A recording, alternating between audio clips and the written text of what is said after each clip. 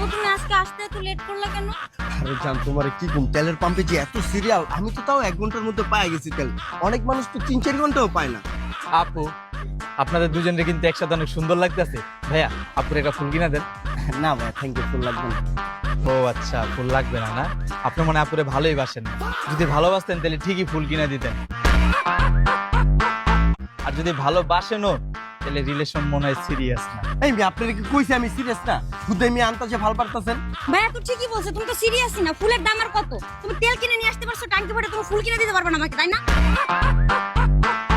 হ্যাঁ ঠিকই তো বলতেছে, ফুল কিনা দিলে কি আপনি তো চাইলেই ফুল কিনা দিতে পারতেন। ওই যে আপু ভালোবাসে না, সিরিয়াস না, বুঝেন নাই? আচ্ছা দিতেছি, এনো।